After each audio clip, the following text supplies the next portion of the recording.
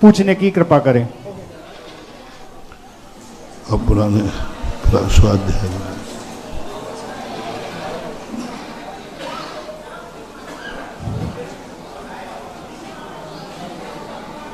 सभी ये महिलाएं एक तरफ हो जाएं, पुरुषों को एक तरफ, ये बीच की महिलाएं उठ जाएं, यहाँ पर इस तरफ आ जाएं, सभी माताएं बहनें आ जाएं इस तरफ,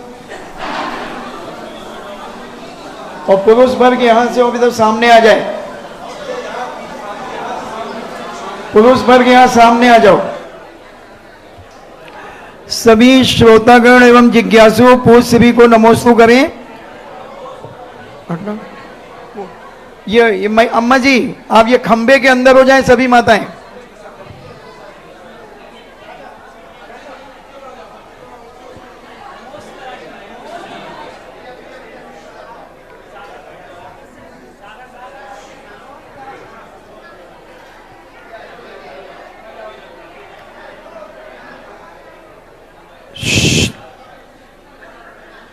सुलेखा जैन अरुण साहिब महाराष्ट्र से पूछती है, हो गया। साधना जैन फिरोजाबाद से पूछती हैं, नमोस्तु महाराज जी, गुरुदेव मंदिर की वेदी पर स्वर्णकार होने के बाद क्या वेदी शुद्धि जरूरी है, जबकि कार्य करने वाले कारीगर शुद्ध वस्त्र पहनकर ही कार्य करते हैं? कर लेना चाहिए थोड़ा, क्योंकि कारीगर होता है तो संक्षिप्त शुद्धि कर लेना चाहिए। अंकित जैन आगरा से पूछते हैं, नमोस्तु महाराज जी, क्या जीवन में अपना दिन भर का पुण्य कमाया हुआ जीवन की नकारात्मक ऊर्जा को संतुलित कर देता है? जीवन में जो पुण्य कमाते हैं तो वह पुण्य नकारात्मक ऊर्जा को संतुलित में परिवर्तित कर देता है? करता ही है। पुण्य के माध्यम से ही तो सारी ऊर्जाएं परिवर्तित होती हैं, और उसी के लिए तो पुण्य किया जाता है। इससे नकारात्मक शक्तियों का उपयोग हमारे ऊपर न पड़े। अर्पिता जैन थांदला से पूछती हैं, नमोस्तु महाराज जी, सासाधन सम्यक दर्शन क्या होता है और कौन से गुण स्थान में होता है? सासाधन सम्यक दर्शन का अर्थ होता है जो उपशम सम्यक दर्शन जीव प्राप्त करते हैं, वे जीव कभी कभी अपना पूरा काल व्यतीत किए बिना परिणामों की वैचित्र से नीचे गिर जाते हैं। तो उतना काल, जितने काल पहले वो नीचे गिरे हैं, उतने काल तक रोकने के लिए साधन सम्यक दृष्टि कहा जाता है। साधन, आसाधना, आसाधन नाम ही उसका है। जो सम्यक दर्शन की विराधना करके गिरा है, आसाधना करके गिरा है, उसको साधन गुण स्थान मिलता है। इसका कार्यकाल अधिकतम 6 आवली काल होता है, इससे अधिक नहीं होता है। नूतन जैन दिल्ली से पूछती हैं, नमोस्तु महाराज जी, मरीचि का जीव इतना घोर मिथ्या दृष्टि, एक कोड़ा कोड़ी सागर वर्ष में मोक्ष चला गया, तो हम पंचम काल के जैन इतने पाप तो नहीं करते, तो फिर हम लोगों को मोक्ष कितने समय में मिलेगा? कभी कभी क्या होता है, जो अधिक पापी होता है ना, वो बहुत जल्दी सुधरता है, और जो कम पापी होते हैं वे कंडे की राख के समान सींचते रहते हैं, धीमे धीमे चलते रहते हैं। अंजन चोर देखो, एक अंतर मुहूर्त में ही केवल ज्ञान प्राप्त करके मोक्ष चला गया। तो ये उसके विपरीत पड़े, क्योंकि जो गलत मार्ग पे गया है, यदि वो लौट जाए तो वो अच्छे मार्ग पर भी जा सकता है। डाकू इतना होशियार होता है, यदि डाकू पुलिस वाला बन जाए तो डाका ही नहीं डलेगा, क्योंकि वो दिमागदार बहुत होता है। पाप करने के लिए जितना दिमाग चाहिए है, उतना पुण्य करने के लिए नहीं चाहिए, क्योंकि पाप उसे 2 नंबर में करना है, छुप के करना है। दुनिया को चकमा देके करना है, और एक नंबर का कार्य पूजा पाठ भगवान का कार्य के लिए कुछ नहीं करना। इसलिए पापी व्यक्ति का दिमाग बहुत तेज होता है। अब वो देखो ना, एक लादेन हुआ था ना, लादेन आतंकवादी, उसके लिए अमेरिका ये कहता था मेरे रडार से कोई छुप नहीं सकता, जमीन के अंदर है तो पता कर लेगा। लेकिन उसके इतना दिमाग था कि उनके रडार भी फेल हो गए और उसने अमेरिका में ही आक्रमण कर दिया। और आक्रमण ही नहीं किया, कई वर्षों तक अमेरिका उसको खोज भी नहीं पाया। तो कितना दिमाग है। अब ऐसा दिमाग यदि पॉजिटिव हो जाए,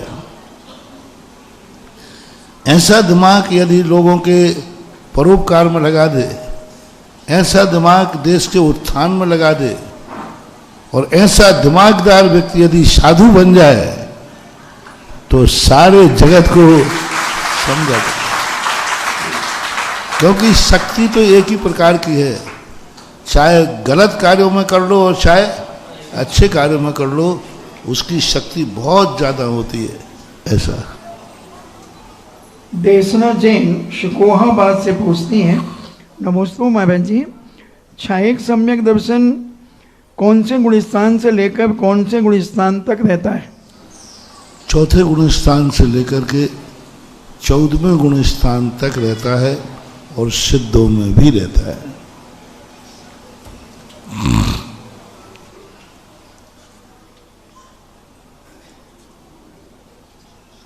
संचिता जैन पुणे से पूछती हैं, नमस्ते महाराज जी, हम विदेश में रहते हैं और अपने बच्चों के संस्कारों की रक्षा के लिए हम घर में गृह चैत्यालय रखना चाहते हैं, तो हमें गृह चैत्यालय संबंधी क्या सावधानी रखना चाहिए? जैसे हम मंदिर में पूजन अभिषेक शांति धारा करते हैं, ठीक उसी तरह हम गृह चैत्यालय में भी कर सकते हैं? उसको बहुत सावधानी पूर्वक बनाना पड़ेगा। उसका कमरा आपके अन्य कमरों से हटके हो, अलग से एक कमरा उसका बना हुआ हो, व्यवस्थित ढंग से उसकी मर्यादा बनी रहे, शुद्धि अशुद्धि में उस कमरे के सामने से न निकलना पड़े। बहुत कोई विशेष सावधानी रखकर अब विदेश में बनाना पड़े तो मजबूरी कारण बना सकते हो। ध्यान में। सचिन जैन सागर से पूछते हैं, नमस्ते महाराज जी, हम पूजा में पढ़ते हैं तृष्णा की खाई खूब भरी आदि, तो इसको हम भर नहीं पाते, हम ऐसा क्या उपाय करें कि हमारा मन शांत हो जाए? तृष्णा की खाई है ही नहीं, मन की खाई है, तो क्या करें? यदि खाई होती तो वो भर जाती, ये खाई तो मन से बनाई हुई, अब भरे कैसे? मान लो कोई गड्ढा हो तो भर जाए, अब मन में कोई गड्ढा बना रखा हो तो तृष्णा की खाई इसलिए नहीं भरती कि वो खाई है ही नहीं, हमारे द्वारा मन से बनाई हुई कल्पना है, और कल्पना को कभी हम भर नहीं सकते। इसलिए उस तृष्णा के प्रति हमारी यदि प्रतिकूल भाव हो जाए, हम कल्पना करना छोड़ दें, मानसिक में संतोष धारण कर लें, तो वह खाई भरना क्या, वो खाई ही नहीं रहेगी, क्योंकि मन में संतोष आ गया।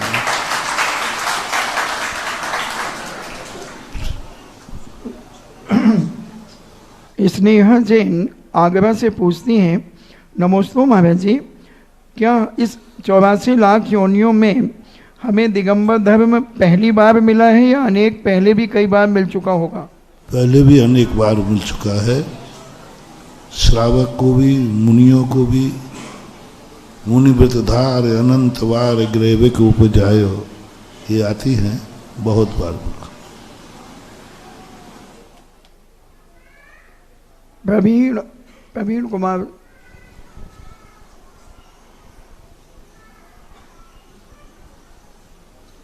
नेहा जैन अशोकनगर से पूछती हैं, गुरुदेव के चरणों में तिवार नमोस्तु।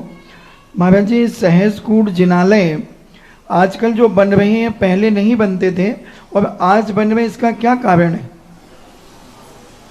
मैंने अभी एक दिन कहा था ना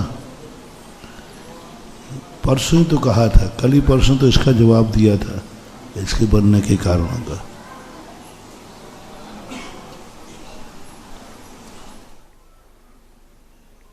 यशु जैन जबलपुर से पूछते हैं, मम आराध्य के चरणों में बारंबार नमोस्तु। महाराज जी, उज्जैन में जैन मंदिर को तोड़ने का सरकार द्वारा आदेश दिया, उस पर हम श्रावक का क्या कर्तव्य है?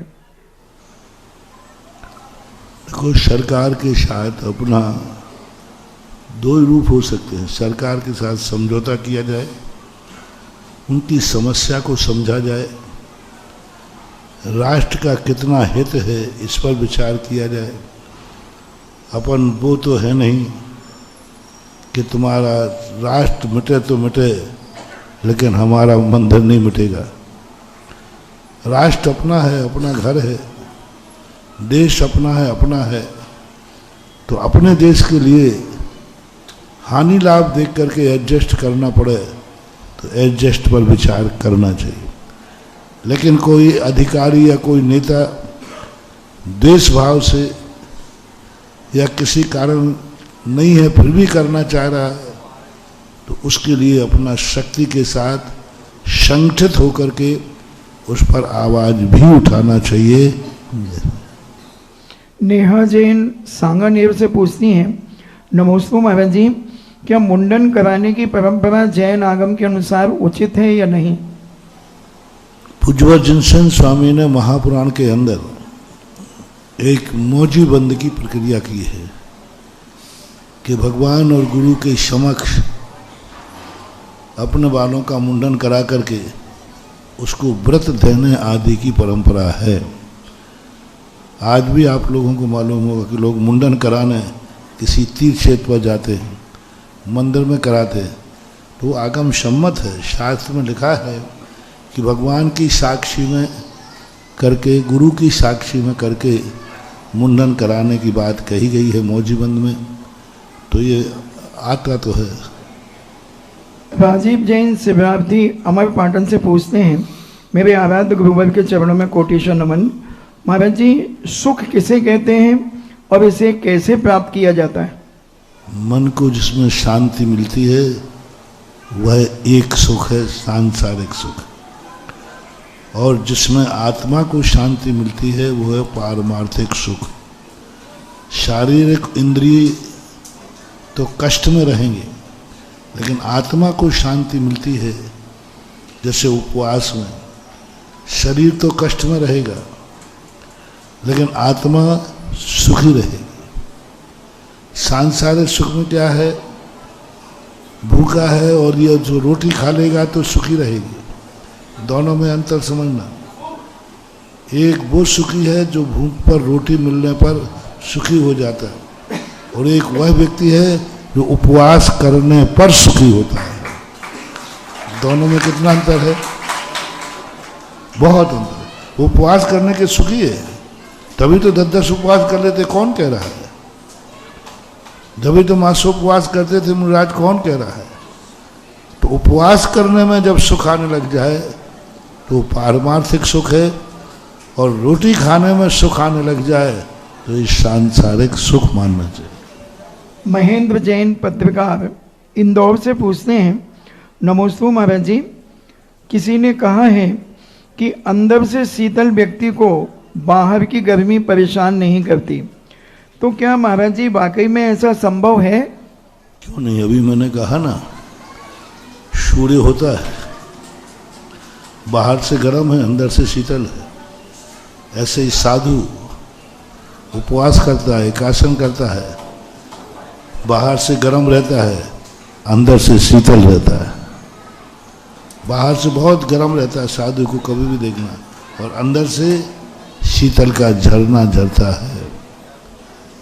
सज्जन पुरुषों का, साधु संतों का ऐसा ही स्वभाव है। एक शेर है, शायरी है कि बाहर से गर्म और अंदर से शीतल कैसे, बाहर से फक्कड़ अंदर से अमीर कैसे, बाहर से दुख अंदर से सुख कैसे। साधु को बाहर से देखोगे, साधु को बाहर से देखोगे तो गम ही गम नजर आएंगे, जरा अंदर तो झांको, सरगम लहर आएंगे। कितनी बड़ी सीख है। साधु को बाहर से देखो तो कष्ट ही कष्ट है, लेकिन अंदर देखो उनके, सो इंद्र नाग नरेंद्र व अहिमेंद्र के नहीं करो। बाहर से कंगाल दिखता है और अंदर से, इसलिए तुम लोगों ने एक भजन बनाया ना, मजा कहा ना जाए इस कंगाली का। कंगाली का। कंगाली है तो मजा कैसे, और मजा है तो कंगाली कैसे? लेकिन भजन में आता है। यही का तो जवाब है।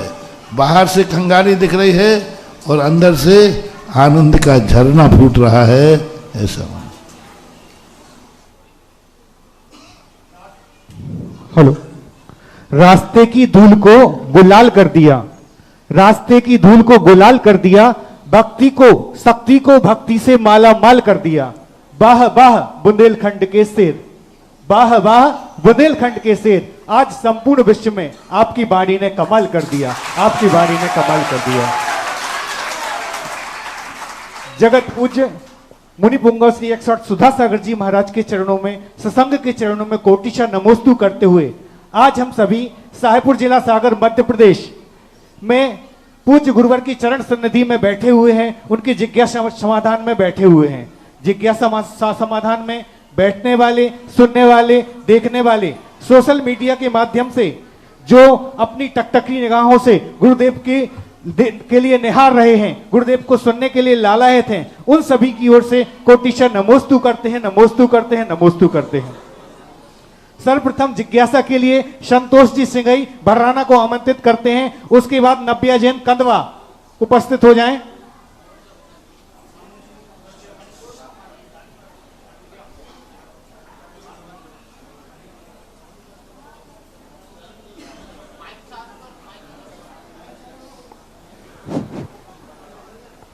मुनि पुंगव 108 सुधा सागर जी महाराज के चरणों में बारंबार नमोस्तु।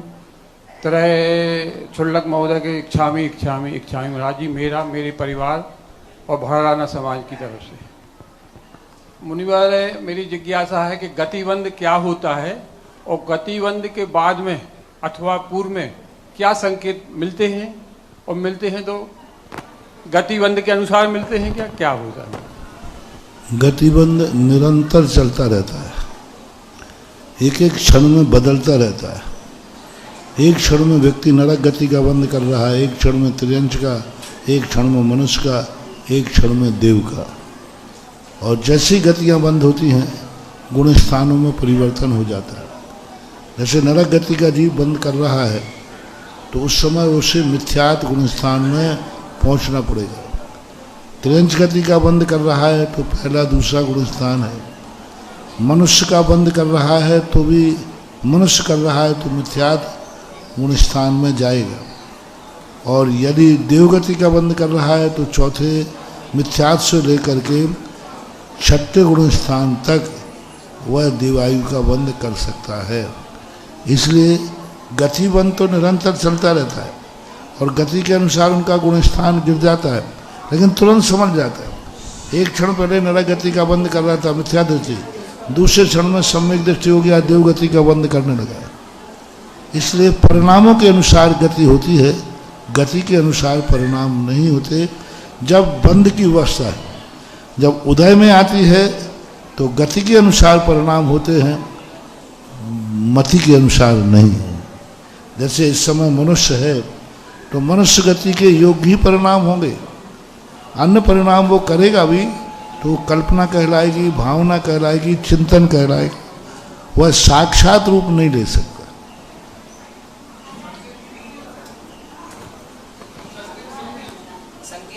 महाराज श्री के त्रिवार नमोस्तु नमोस्तु नमोस्तु और सकल दिगंबर जैन समाज कंदवा की ओर से नमोस्तु। मेरा महाराज जी, मेरा प्रश्न यह है कि लड़कियां संकेत ये मिल सकता है कि जैसे शास्त्रों में लिखा है किन परिणामों से कौन सी गति का बंद होता है। यदि वो परिणाम हो रहे हैं, जैसे किसी व्यक्ति के अंदर मरने और मारने का भाव हो गया, मैं मिट जाऊंगा लेकिन से मिटा के रहूंगा, नियम से नरक गति का बंद हो रहा है। जब कोई छल कपट कर रहा है तो तिरंज गति का बंद हो रहा है। तो इनके अपने परिणामों के माध्यम से हम संकेत मान करके लगा सकते हैं इस समय मुझे कौन सी गति का बंध हो रहा है। महाराज श्री के चरणों में नमोस्तु नमोस्तु नमोस्तु। महाराज श्री, मेरा प्रश्न यह है कि लड़कियां महाराज श्री के पैर क्यों नहीं छू सकती और लड़के माता जी के पैर क्यों नहीं छू सकते? क्योंकि वो लड़की है, वो लड़का है, सीधी बात है। अपनी अपनी जाति है। अच्छा, तुम लड़की क्यों हो, वो लड़का क्यों है? तो लड़की हो तो इससे माता जी के पैर छुओ, क्योंकि वो तुम्हारी जाति के हैं। और लड़का है तो पुरुष है, तो हम उनकी जाति के हैं, तो अपनी अपनी जाति को संभालो।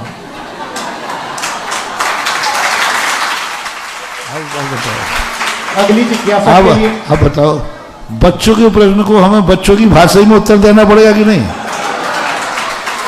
अब बच्चों ने प्रश्न किया, हम वो आगम की बात है, वो शास्त्र की बात है कि इसमें संयम है, असंयम है। अब बच्चों को क्या समझाएं उनको? अगली जिज्ञासा के लिए अध्यक्ष हथकरघा समिति पथरिया, इसके बाद सरोज बेया साहेबपुर तैयार रहे। तीर चतुर्थी मुनि पुंगव सुधा सागर जी को हथकरघा परिवार का नमोस्तु नमोस्तु नमोस्तु। शुक्ल जी को इच्छामी इच्छामी इच्छामी। मुनिश्री, आपसे असीम अनुकंपा से आपके पथरिया में प्रवास दौरान हमारे यहाँ जमीन विवाद संबंधी समाज में एक विवाद था, वो आपके आशीर्वाद से एवं प्रेरणा से वो जमीन का विवाद सुलझ गया और समाज हित में दोनों पक्षों द्वारा आपके श्री चरणों में वह जमीन समर्पित की हुई है। कृपया आप आदेशित करें। नमोस्तु। दो प्रकार के दान होते हैं। बैठ जाओ थोड़ा सा, अभी खड़े कर रहा है। दो प्रकार के दान होते हैं। एक व्यक्ति स्वयं में उपयोग में आने वाली वस्तु को उपभोग का परिमाण कम करके और दान देता है। दूसरा दान होता है कि हमारे पास एक्स्ट्रा जमीन पड़ी है, एक्स्ट्रा धन पड़ा है, ज़्यादा ओवर है, तो वो दान देता है।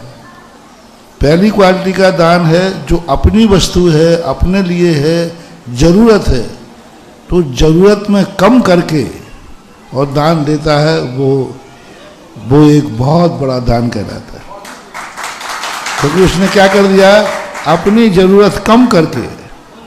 जैसे उदाहरण में आपने भोजन किया और 4 ही रोटी थी और भूख भी 4 की थी, तो तुमने कहा नहीं हम 3 खाएंगे, 1 किसी को देंगे, जैसे महाराणा प्रताप ने किया था। दूसरा दान कहलाता है कि अब 4 से 5 रोटी बन गई हैं, खाना तो 4 ही है, तो एक क्या करे, दान देता है। तीसरा दान कहलाता है ये वस्तु ना मेरे पास है, ना मुझे मिलने वाली है, ना इसको मिलने वाली है, इसलिए अच्छा है कि इसका दान कर दो। ये तीसरा दान कहलाता है। ऐसा दान के प्रसंग आते हैं। एक बार जब वो 500 के नोट बंद हुए तो उसने जमा नहीं कर पाया, वो तो कोई तारीख वगैरह थी ना, तो उसने कहा महाराज जी मेरे पास बहुत सारे 500 के नोट रखे हैं, अब वो किसी को बता नहीं सकता। तो मैंने जमा क्यों नहीं कराया? बोले महाराज मैं बता नहीं सकता, बताऊंगा तो चोर सिद्ध हो जाऊंगा, तेरी बार आए कहाँ पे, सब लोग कहेंगे ये जो कहाँ से लाए। तो महाराज अब क्या करें? तो मैंने भाई तारीख निकल गई, अब क्या? कि मेरा तो मन कर रहा है कि मैं तो गुल्लक में डालता हूँ। तो मैंने कहा अब तो बंद हो गया।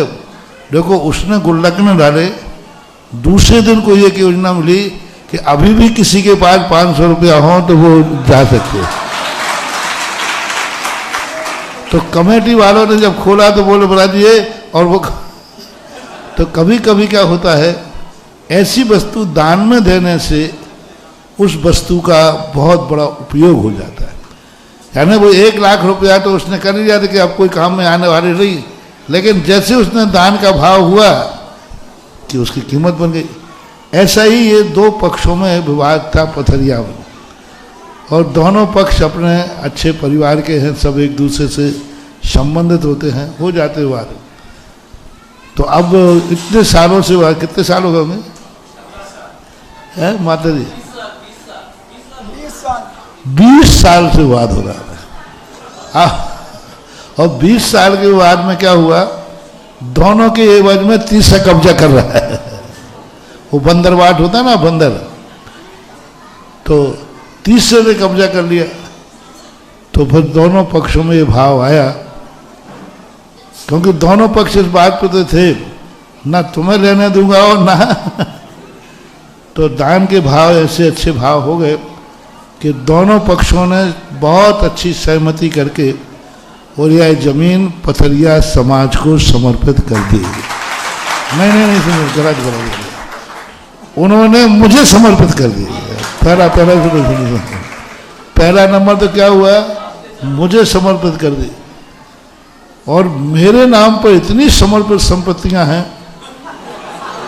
यदि मेरे नाम रजिस्ट्री हो जाए तो अभी तक पता नहीं हम कितने बड़े जमींदार हो जाते।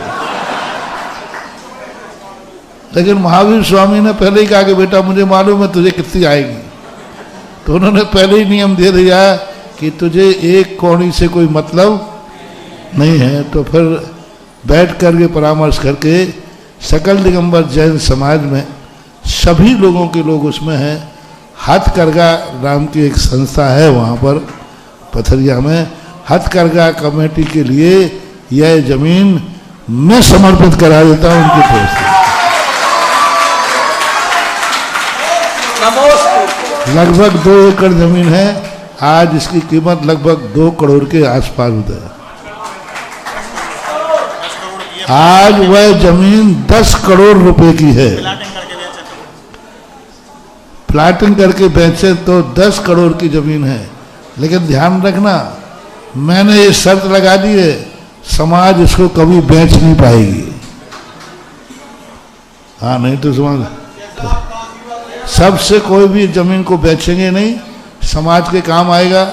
सबका भाव है, यति विहार के लिए, साधु को आर्यों के लिए, निहार के लिए जगह नहीं मिलती है, तो निहार के लिए उपयोग किया जाए।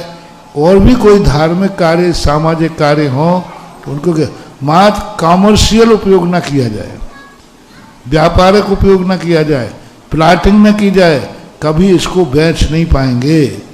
इन दोनों भावों की भावनाओं के साथ दोनों परिवार अब खड़े हो जाएं। पहले तो दोनों परिवार को एक एक माइक दे दो, एक इधर दे दो। सारे भारत के लोग देखो रे, ऐसी कोई विवादित संपत्तियां पड़ी हों तो ये दरवाजा खुला है, दोनों पक्ष एक साथ आ जाओ। जय गुरुदेव। भारत में किसी की भी क्यों लड़ रहे हो, मर रहे हो, सुनो सुनो, आपसी में एक दूसरे के लिए लड़ते हो, मरते हो। जिस संपत्ति पर 2 भाइयों का झगड़ा हो, 2 रिश्तेदारों का झगड़ा हो, तो वे दोनों लोग मेरे पास आ जाए और सारी संपत्ति मेरे पास समर्पित कर दे। इसमें दोनों का कल्याण है, दोनों को पुण्य है। और मेरे पास समर्पित करने का अर्थ है, जहां आपकी समाज है उस समाज को समर्पित कर दे, समाज को दे दे।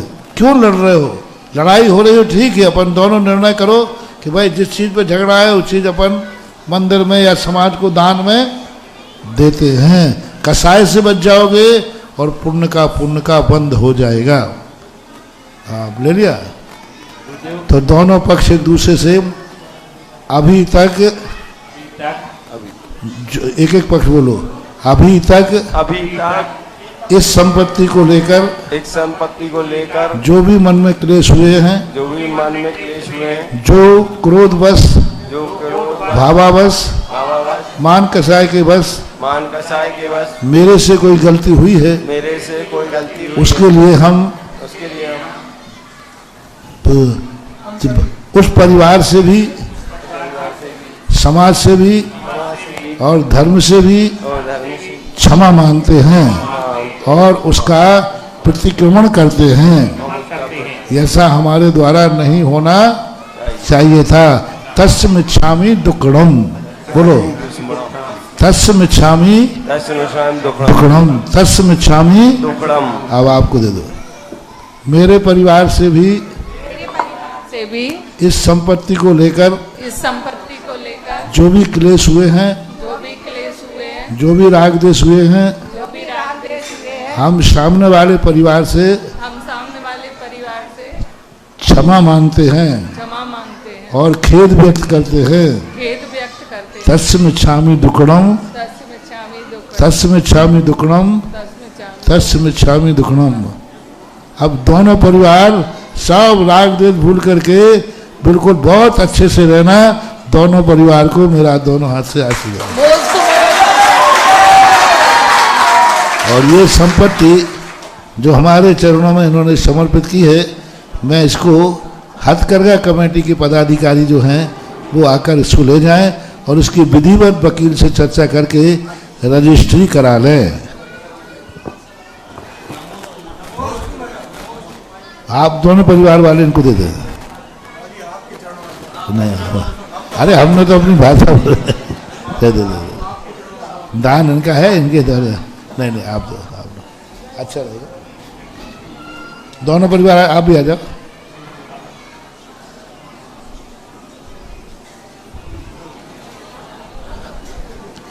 देखो कितना बड़ा दान है।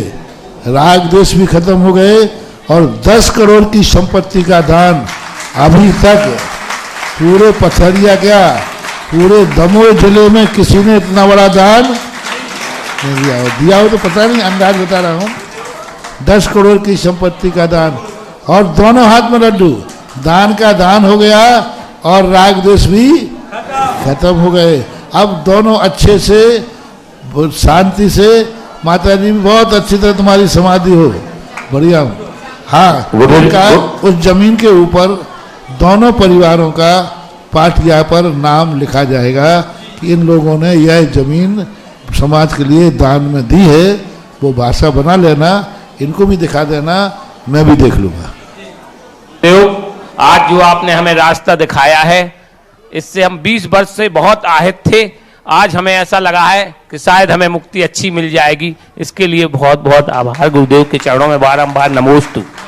नमोस्तु नमोस्तु गुरुदेव। और हो सकता है मेरा पथरिया में, मैं यही सोच रहा था कि इतने दिन से पथरिया रुका रहा, काहे के लगा, शायद तुम लोगों के कारण से मेरा पथरिया जाना हुआ हो।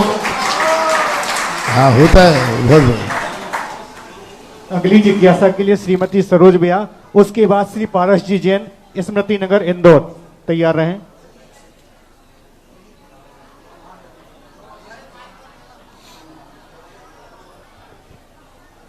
जी, आपके आशीर्वाद से जो ये जमीन मिली है, हम कमेटी शपथ लेते हैं आपके सामने और श्री जी के सामने, आपके आदेशानुसार, आपकी आज्ञानुसार सभी काम करेंगे। जो भी काम शुरू होगा आपके आशीर्वाद से हो, ऐसा आशीर्वाद हम कमेटी को दें।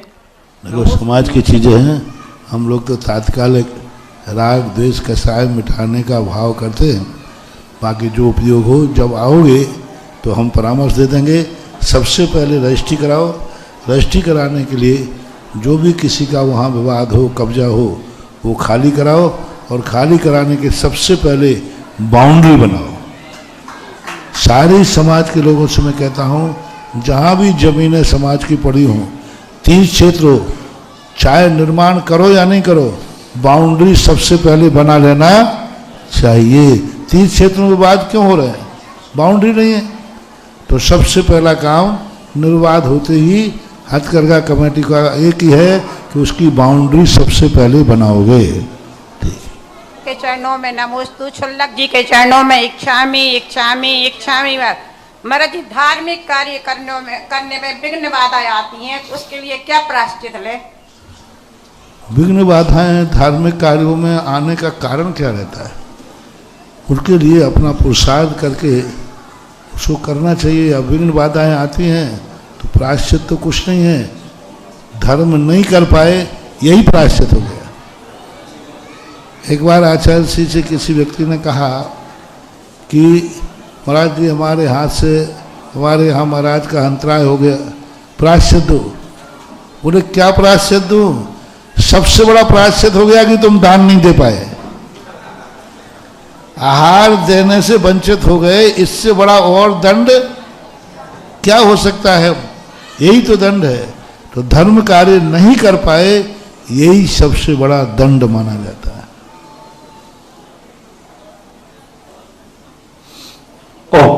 संपूर्ण स्मृति नगर समाज की तरफ से बारंबार नमोस्तु महाराज जी। आगम में जैसी हुंडा सर्पणी काल में कुलकरों की व्यवस्था बताई गई है, तो उस सर्पणी काल में वो कुलकर क्या करते होंगे महाराज जी? क्योंकि उस समय तो भोग भूमि का अभाव होता नहीं है, कर्म भूमि से कर्म भूमि में ही जा रहे हैं। उसके संबंध में पूज्यवर यति वृषभ आचार्य महाराज ने त्रिलोक प्रणति के अंदर जब दूसरा उस सर्पणी काल का पंचम काल आएगा, उस समय 14 कुलकर विनाश के बाद व्यवस्था बनाएंगे। भोग भूमि में तो अलग व्यवस्था थी, क्योंकि वहां पर सब कुछ विनाश हो चुका होगा। छठा काल आएगा, छठे के बाद फिर छठा आएगा, तो छठे से छठे में तो कोई ज़्यादा व्यवस्था बनाना नहीं, क्योंकि वहाँ कोई अच्छे कर्म होते नहीं। लेकिन पंचम काल आते ही अच्छे कार्य होंगे, सब कुछ होंगे। तो 14 कुलकर 21,000 वर्ष के अंदर 14 कुलकर उस पंचम काल की व्यवस्था करेंगे, अच्छे संस्कार देंगे। उनके नाम भी शास्त्रों में आते हैं। हेलो पूज्य गुरुवर, उसमें त्रिलोक प्रणति के ग्रंथ में कहा कि अंतिम 1000 वर्ष में वो 14 कुलकर होंगे, लेकिन 20,000 वर्ष तक क्या धर्म नहीं चलेगा? क्या उस समय धार्मिक कार्य नहीं होंगे? 14 कुलकर जो हैं 21,000, तो मैंने इसलिए बोला कि पंचम काल 21,000 वर्ष का होता है। उनके अंत में जाकर के व्यवस्था बनाने के लिए 1000 वर्ष व्यवस्था बनाना है। जैसे तीसरे काल के अंत में बनाया ना, ऐसे ही वहाँ पंचम काल के अंत बनाए। शेष समय पर क्या व्यवस्था होगी, इसके संबंध में शास्त्रों में कोई उल्लेख नहीं मिला। वे कुलकर भी क्या व्यवस्था बनाएंगे, ये भी उल्लेख नहीं मिला। क्या वो मंदिर की व्यवस्था बनाएंगे, क्या धर्म की व्यवस्था बनाएंगे, क्या मुनि महाराज होंगे, इस संबंध में आगम मौन है, इसलिए निर्णय नहीं कहा जा सकता। नमोस्तु। अगली जिज्ञासा के लिए रोहित जी शास्त्री, सायपुर सागानेर संस्थान वाले। जीवन निर्माता पूज्य गुरुदेव के श्री चरणों में कोटि सा नमोस्तु नमोस्तु नमोस्तु। गुरुवर, मेरी जिज्ञासा है कि पढ़ने में आता है कि महावीर भगवान की आयु 72 वर्ष की थी, लेकिन पढ़ने में यह भी आता है कि महावीर भगवान की आयु 71 वर्ष 3 माह 25 दिन की थी। एवं तीर्थंकर पार्श्वनाथ भगवान का शासनकाल 250 वर्ष का था। उसी 250 वर्ष के शासनकाल में भगवान महावीर स्वामी का जन्म हुआ।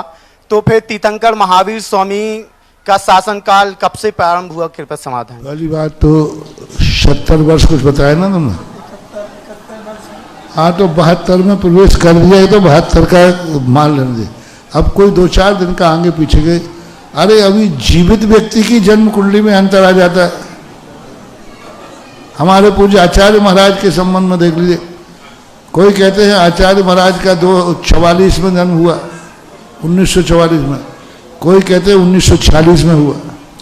और बताओ, आचार्य श्री तो अभी सामने है, उनका परिवार भी सामने है, आचार्य श्री के बड़े भैया भी सामने हैं, सब हैं। लेकिन अभी तक 1944 1946 ये 2 संवत मिलते हैं। तो अभी स्थितियाँ ऐसी बन जाती हैं कि व्यक्ति का जन्म होता है, उस समय तो लोग उसकी केयर करते नहीं, छोकरा है जन्म गया। लेकिन बड़ा होते ही उसकी कीमत पता चलती है। तो कई बार तो माँ बाप भी नहीं बता पाते हैं कि इसका जन्म कब हुआ था। माँ बाप कहते मुझे पता नहीं, हाँ थोड़ी थोड़ी ठंड पड़ रही थी। हाँ, कई लोग ऐसे बता दें, हाँ उस दिन आया था, हाँ बरसात भी बहुत गिरी थी, बादल गड़गड़ा रहे थे। अब ऐसी निशानी बताते। तो अब ये चीजें ध्यान रखने वाली बात है।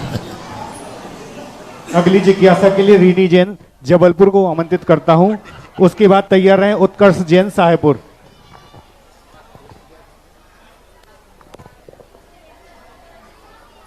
पूज्य मुनि जी के चरणों में नमोस्तु नमोस्तु नमोस्तु।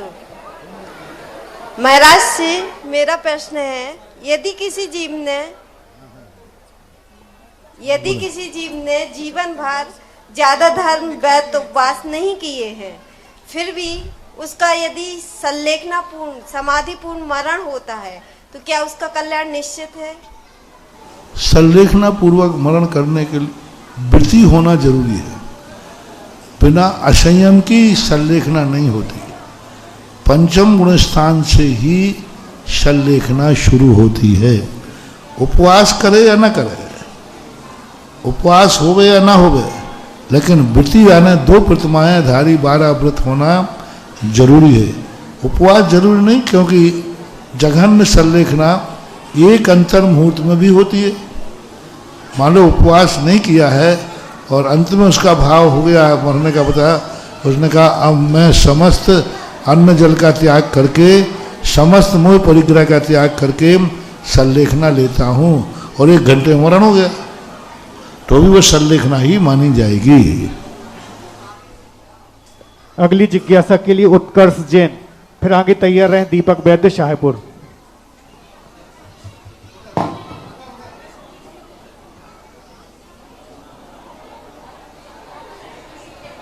हे मैं राशि नमोस्तु नमोस्तु नमोस्तु। हमारा प्रश्न यह है कि हर शुभ कार्य के करने से पहले अच्छा मुहूर्त क्यों देखा जाता है? क्योंकि अच्छा कार्य करना है। अच्छे कार्य के लिए अच्छा मुहूर्त देखना चाहिए, अच्छा स्थान देखना चाहिए, अच्छा मुहूर्त देखना चाहिए, अच्छे सोच रखना चाहिए, क्योंकि अच्छा कार्य है। सारे कार्य यदि अच्छे मिल जाएंगे तो वह कार्य और अच्छा होगा। किसी कार्य में अच्छे मुहूर्त का अर्थ होता है कि हमारा ये शुभ कार्य जो है निर्विघ्न संपन्न हो, सानंद संपन्न हो, इसलिए।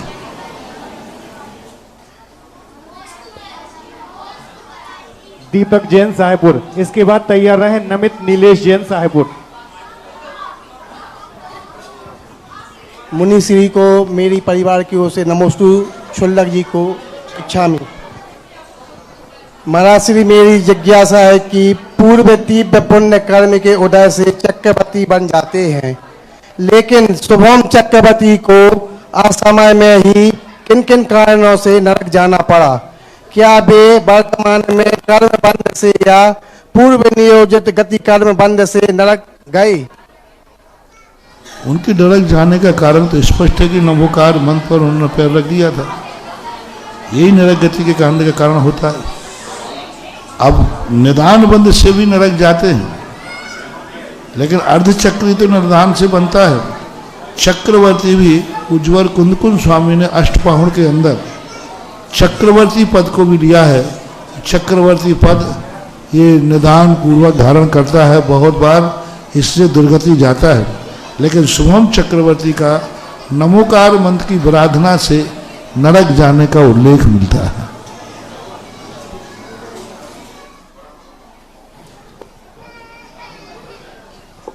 परम पूज्य सुधा सागर जी महाराज के चरणों में बारंबार नमोस्तु, क्षुल्लक जी चरणों में इच्छामि। हे महाराज जी, धर्म, राष्ट्र एवं समाज में सबसे महत्वपूर्ण क्या है? यदि जरूरत के हिसाब से प्राथमिकता में किसे वरीयता दी जाए और क्यों वरीयता दी जाए? वरिष्ठता की कोई निश्चित मापदंड नहीं होता। गाड़ी के अंदर इंजन की मुख्यता है कि ब्रेक की मुख्यता है कि बाल्टियों की मुख्यता है? वरीयता किसकी है?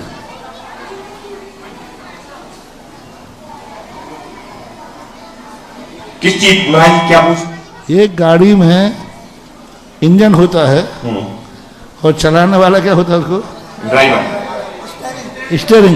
स्टीयरिंग होती है गाड़ी को, और बाल्टी भी होता है।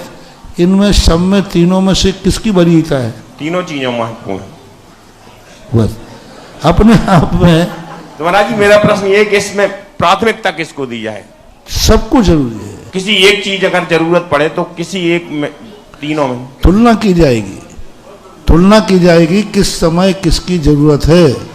भूखे को रोटी की जरूरत है, बीमार को दवाई की जरूरत है, मूर्ख को ज्ञान की जरूरत है, और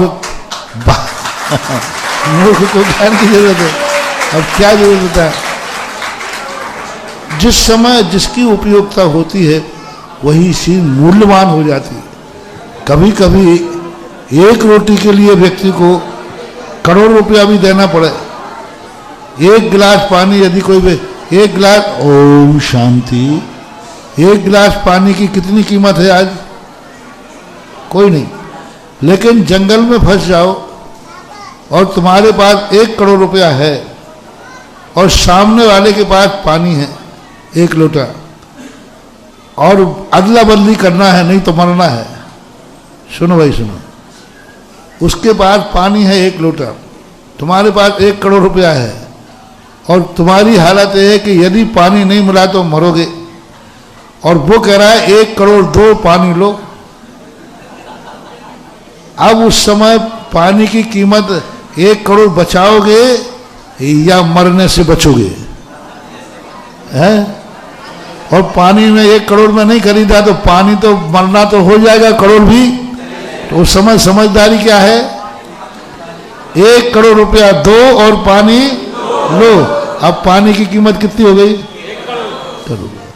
तो अपने यहाँ एक सूत्र है, आवश्यकता आविष्कार की, किस समय किसकी आवश्यकता है वह मूल्य क्या अनमोल हो जाता है। आवश्यकता पड़ने पर बाजार में रेट घटते बढ़ते क्यों?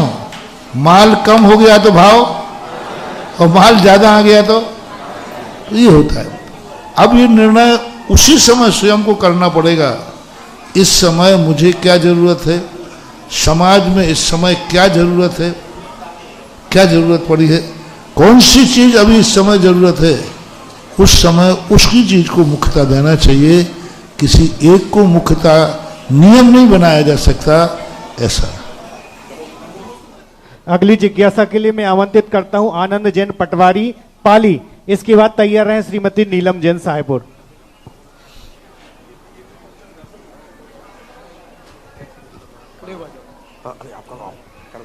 महाराज श्री नमोस्तु छुल्लक जी को इच्छामी। महाराज श्री हमारी जिज्ञासा है, जब हम लोग महाराज जी को चौके में आहार करने के लिए ले जाते हैं और वहाँ पर पूजन करते हैं, पूजन के बाद हम लोग ना तो विसर्जन करते हैं ना शांति पाठ पढ़ते हैं, क्या इसमें कोई दोष लगता है महाराज जी? चलता है। पूजा 3 प्रकार की, छोटी बड़ी मझोल।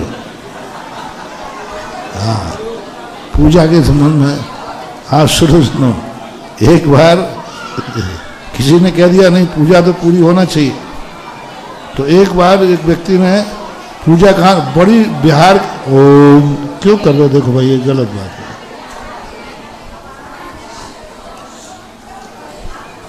तो उसने क्या किया कि पूरा बोले महाराज जी हम तो पूरी पूजा करेंगे, सरोज तो करते नहीं। बिहार करके आए, कड़ाके की ठंड है, कांप रहे, और उसने शुरुआत कहाँ की थी? यह विधि ठाड़ो हो एक है। अब मैं मना भी नहीं कर सकता, क्योंकि आहार करने के पहले तो आहार करने में मेरी मर्जी, वहाँ पूजा में तो ये विधि ठाड़ो हो के फिर पवित्र पवित्र व सुस्तो दुस्तो भी आप सब पढ़ करके स्वस्ति पाठ पढ़ के फिर बोले महाराज पहले आपका नहीं, पहले देव का आरती चढ़ेगा। गली में तो उसने देव पूजा शुरू नहीं की, पूरी देव का आरती चढ़ाया, फिर उसने पूरी पूजा की शुरू से अंत। फिर अभी भी शांत नहीं हुआ, उसने कहा पहले रुको महाराज जी, फिर वो को एक महार्घ होता है, पर नहीं पहले तो 3-4 अर्घ और चढ़ते, हाँ वो चढ़ाया, फिर वो महार्घ चढ़ाया, महार्घ होता है एक बड़ा वाला, वो चढ़ाया। अब मैंने कहा तेरे जो करना है वो कर, आज यही सामायिक होगी तो होगी, तू पूजा कर ले, भली मुझे हार का समय बचे या बचे। पूरा शांति पाठ पढ़ा, विसर्जन पाठ पढ़ा, और फिर 9 बार नमकार मंत्र पढ़ के महाराज अब मन शुद्धि।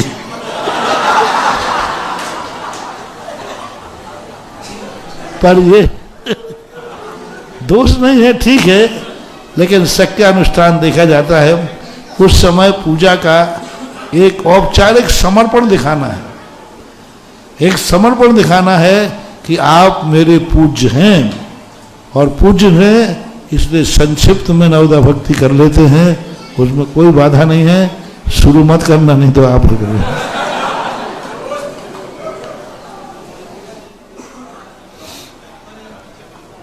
मुनि श्री के चरणों में त्रैवान नमोस्तु नमोस्तु नमोस्तु। त्रय छुल्लक जी के चरणों में इच्छामी इच्छामी इच्छामी। हे महाराज श्री, किशोरावस्था में आकर बच्चे आज आधुनिकता के चलते अपने माता पिता से एक दूरी सी बना लेते हैं और ये दूरी कभी कभी इतनी बढ़ जाती है कि माता पिता को वृद्धाश्रम तक और बच्चों को गलत रास्ते तक भी ले जाती है। तो इस स्थिति से बच्चों को कैसे हम दूर कर सकते हैं? सबसे बड़ा कारण है बच्चे दूरी माता पिता से बना लेते हैं। बुरा मत मानना, माँ बाप भी बच्चे से बचपन में दूरी बना लेते हैं। आज का फैशन चल रहा है,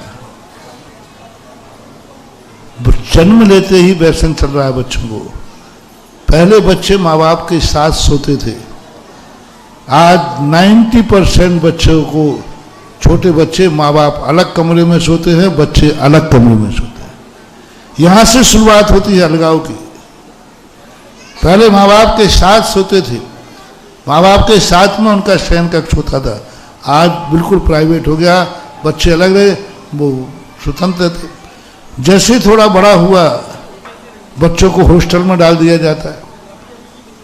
हायर एजुकेशन के चक्कर में, अच्छी पढ़ाई के चक्कर में बच्चों को हॉस्टल में भेजा जाता है। अब वो 20-25 साल तक जन्म के बाद सदा माँ बाप से अलग रहा, तो फिर बुढ़ापे में वो भी कहता है कि जब हम आपसे अलग रहे अब आप मुझसे अलग रहो। ये आज का संस्कार, विदेशी पद्धतियाँ, संस्कार सारी दुनिया के अंदर पड़ रहे हैं, जो बहुत गलत है बच्चों के लिए। और दूसरा कारण है एकाकी परिवार। जब माँ बाप बच्चों से अलग होते हैं परिवार से, एक केस मेरे पास आया कि परिवार के अंदर बच्चे थे, उसके 3-4 बच्चे, जो भी, वो बच्चे अलग होने लगे। वो मेरी बात मानते थे बच्चे लोग। तो माँ बाप को बड़ा दुख हुआ कि बेटा तुम अलग मत हो, मैं तुम्हारे बिना नहीं रह पाऊंगा। उन्होंने कहा मम्मी पापा मुझे अलग होना पड़ेगा। बोले नहीं होना। तो वो महाराज के मेरे पास लेके आ गए। बोले महाराज आप समझाओ, मैं अपने बच्चों को अलग नहीं करना चाहती हूँ, बच्चे मेरे पास रहना चाहिए। और वो रोने लगे। तो मैंने बेटे ने कहा, मैंने क्यों रे मूर्ख, जब माँ बाप तेरे इतने चाह रहे हैं, इतना दुख हो रहा है उनको, तो तुम किनको अलग क्यों अलग हो रहा है, क्या जरूरत पड़ी? बोले महाराज जी आपने भी एक पक्ष की सुनकर न्याय कर दिया।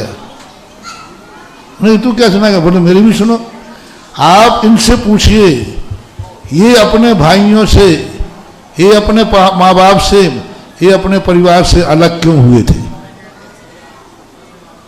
तो माँ ने कहा तुम छोड़ो के कारण से, क्योंकि संयुक्त परिवार में तुम्हारी देखरेख अच्छी नहीं हो पाती, संयुक्त परिवार में तुम्हारी पढ़ाई अच्छी नहीं हो पाती, तो तुम लोगों के कारण से हम अलग हुए थे। तो बच्चा सुन के तो महाराज से कहता, हमसे कहता है आप सुन रहे हो?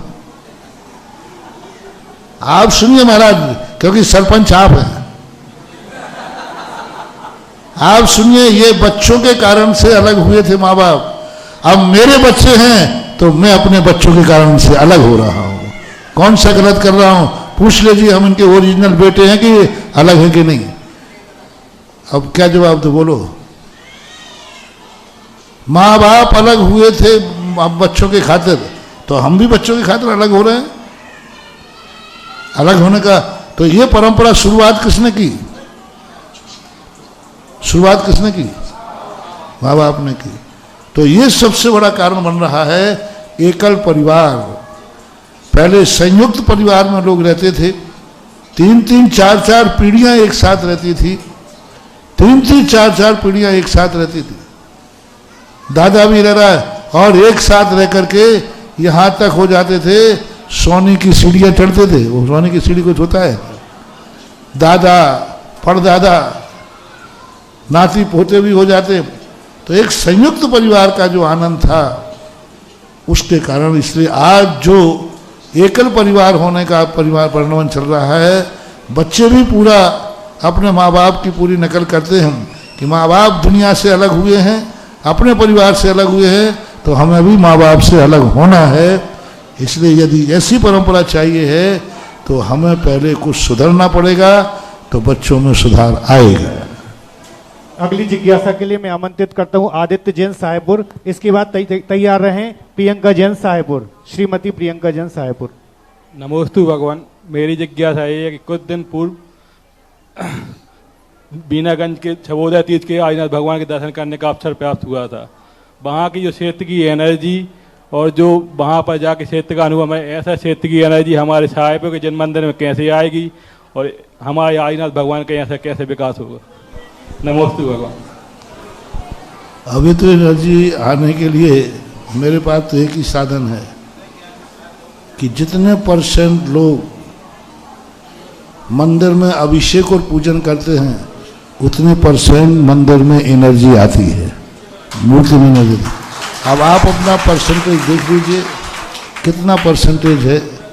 एक आएगी इसलिए पूछ रहा हूँ।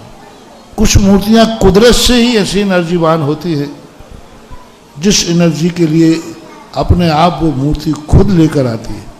जब बनती है शिल्पी से आती है, विराजमान करने वाला सृष्टि से आती है, पाषाण से आती है।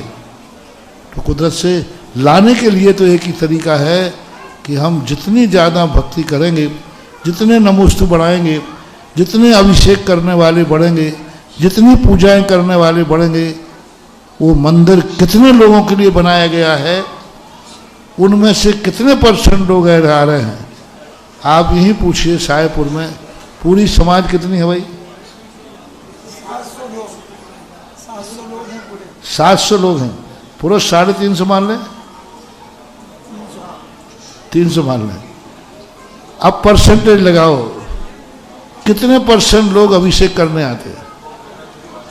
% बताओ। 25%, 40% आते हैं। तो 40% तो गांधी डिवीजन एनर्जी है, 3rd डिवीजन है। 50% आओ तो 50% हो जाए। और करके देख लो 6 महीने साहेबपुर के 8 वर्ष से लेकर 80 वर्ष के 100% लोग अभिषेक करने आ जाएं, 6 महीने में जी की मूर्ति की एनर्जी इतनी बढ़ जाएगी कि 30 की एनर्जी हो जाएगी। ये मूर्ति की एनर्जी बढ़ाने का तरीका है। नमोस्तु भगवान। ऐसी सबोदय तीर्थ जैसा ख्याति प्राप्त कैसे होगी साहेब के जन्म मंदिर को? अब वो तो वो क्षेत्र है, ये मंदिर है। नमोस्तु भगवान। श्रीमती प्रियंका जैन, साहेबपुर। पूज्य गुरुवर के चरणों में नमोस्तु नमोस्तु नमोस्तु। छुल्लक जी के चरणों में इच्छामी इच्छामी इच्छामी। महाराज श्री साधर्मियों के प्रति अनुराग करना कहाँ तक सही है? और यदि हम अनुराग कहाँ की तुमने सबोदय क्षेत्र बीनागंज की बात करें? बीनागंज की मूर्ति की एनर्जी अपने आप में शुता है, क्योंकि वो भूगर्भ से निकली है। जिस मूर्ति ने आताताई शक्तियों के बार बचाए, आतातक्तियों से अपनी जिंदगी बचाई और सैकड़ों वर्ष जमीन में रहकर अपने जीवन बचाया, और उसके बाद भी आज वो ऊपर निकल के आई है, तो वैसा ही उसकी शक्ति और एनर्जी अपने आप ही जो जितना संघर्ष जीत लेता है उसकी एनर्जी उतनी ही ज़्यादा बढ़ जाती है। उतने ही तो बीनागंज तो एक अतिशय तीर्थ क्षेत्र है जहाँ पर 5 मूर्तियों का समोषण एक साथ जमीन से निकला था। आज वो क्षेत्र देखने लायक है, बहुत अच्छा सुंदर, बहुत अच्छा बनाया है, बहुत बढ़िया। हालांकि अभी वहाँ बहुत मंदिर आदि निर्मित हो रहे हैं, लेकिन अभी भी वहाँ जाओ तो उस भूमि की एनर्जी बहुत है। मैंने तो कहा था एक बार कि आज उस मूर्ति के वो मूर्ति संकट मोचक मूर्ति है। वह मूर्ति का दर्शन करने के बाद अपने आप ऐसे विशुद्ध परिणाम होते हैं, ऐसे परिणाम जागते हैं कि अपने आप जो अशुभ कर्म उदय में आने वाला था वो तो दब जाता है और शुभ कर्म का उदय हो जाता है। इसलिए मैंने उसका नाम शुभोदय तीर्थ दिया। शुभोदय तीर्थ मैंने ऐसे ही नहीं, मैं भी बहुत सारा सोचता हूँ, सब तरफ सोचता हूँ कि उस मूर्ति में ऐसा है कि जिसके अशुभ कर्म का उदय चल रहा है और उस मूर्ति का दर्शन करे, अभिषेक करे, शांति धारा करे, तो अशुभ कर्म तो रुक जाएगा और शुभ कर्म का उदय चालू हो जाएगा। तो उस मूर्ति की होती हैं कई मूर्तियों की ऐसी अशुभ, कई मूर्तियां ऐसी होती हैं अशुभ कर्म को दबाती नहीं, सहन करने की शक्ति देती हैं। कुछ मूर्तियां ऐसी हैं कि जिनके दर्शन करने से अशुभ आता ही नहीं है, और कुछ मूर्तियां ऐसी हैं कि अशुभ कर्म का उदय है, लेकिन उस मूर्ति के सामने बैठ करके यदि हम उनकी भक्ति करते हैं या उनका गंधोदक लेते हैं तो अशुभ समाप्त होकर के शुभ कर्म का उदय आता है। इसलिए उसका शुभोदय तीर्थ क्षेत्र बीनागंज गुना जिले में है, बहुत बड़ा। और अब तो इतना बढ़िया वहाँ की सब लोगों ने इतना अच्छा बनाया है कि वहाँ देखने का मन लगता है, लोग आकर कहते हैं। पराग जैन सागर। रुको प्रियंका जैन साहेबपुर। पूज्य गुरुवर के चरणों में नमोस्तु नमोस्तु नमोस्तु। छुल्लक जी के चरणों में इच्छामी इच्छामी इच्छामी। गुरुदेव, साधर्मियों के प्रति अनुराग करना कहाँ तक सही है? यदि हम अनुराग करते हैं और कुछ उपेक्षा रखते हैं, यदि वो ना हो तो गुस्सा आती है, मतलब ऐसा कहूँगा तो क्या सही है? या अनुराग इसलिए नहीं रखा जाता कि मुझे इनसे कुछ मिलेगा। संसार के राग में और परमार्थ के राग में अंतर है। संसारी व्यक्ति किसी से राग करता है तो उससे कुछ लेना चाहता है, इससे राग करेंगे तो हमें ये चीज़ मिल जाएगी। परमार्थ के क्षेत्र में जब साधर्मी से राग करते हैं तो लेने के लिए नहीं करते हैं, हम कुछ इसको दे सकें इसलिए राग करते हैं, देने के लिए राग किया जाता है। संसार में लेने के लिए राग किया जाता है। जैसे तुम मुनिराज को राग करोगे कि हमारे नगर में आ जाएं, तो कुछ देने के लिए नहीं, हम महाराज को हार दे सकें, हम महाराज को धोख दे सकें, हम महाराज की भैयावृत्ति कर सकें। तो साधर्मी से अनुराग रखने का अर्थ है उससे हमें कुछ लेने की इच्छा नहीं है, हमें देने का भाव आना चाहिए, तो वो साधर्मी राग कहलाता है। बाकी जो राग यदि लेने की भावना है तो ये सांसारिक राग हैं, वो मोह कहलाता है और ये अनुराग कहलाता है। नमोस्तु महाराज श्री, नमोस्तु नमोस्तु नमो। महाराज जी, मेरा प्रश्न है, मुनियों की निंदा करने वालों को और निंदा सुनने वालों को क्या पाप लगता है? शास्त्रों में तो आया है कि सीधे नरक आयु का बंध होता है, सीधी नरक आयु का बंध होता है, और नरक के अलावा उनको दूसरी आयु का कोई बंध का प्रावधान ही नहीं है। और दूसरा आया है शास्त्रों में कि श्रीपाल राजा को कोढ़ निकला, तो शास्त्रों में वर्णन आया कोढ़ क्यों निकला, क्योंकि उसने मुनिराजों की निंदा की थी, और मुनिराज की निंदा करके और उनके साथ जो थे उस निंदा में उन्होंने अनुमोदना की थी। निंदा तो श्रीपाल ने किया और शेष लोग थे उन्होंने मजाक कर दिया, हाँ हाँ हाँ ठहाका लगा दिया, तो उनके साथियों को भी कोढ़ निकला। ये दो कारण शास्त्रों में लिखे हैं, और इसी के उपसंहार में दरिद्रता भी लिखी है कि पर वो दरिद्र होता है। और दूसरा ये भी लिखा है जो बुंदेलखंडी नीति है, गुरु से कपट, मित्र से चोरी, या हो निर्धन या हो कोढ़ी, और ये तो प्रसिद्ध है ही। और आज के जिज्ञासा समाधान के उपरांत आज हम सभी पूज्य मुनि पुंगव श्री 108 सुधा सागर जी महाराज की महा आरती करेंगे, जिसका सौभाग्य कौन प्राप्त करेगा? 51 से 51 रुपए, 111 रुपए,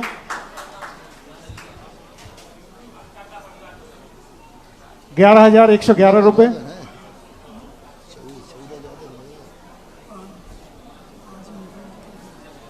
बड़े सो पावे। यह आरती लेने का सौभाग्य हथकरघा परिवार पथरिया वालों को प्राप्त हुआ है। सभी अपने अपने स्थान पर खड़े हो जाएं।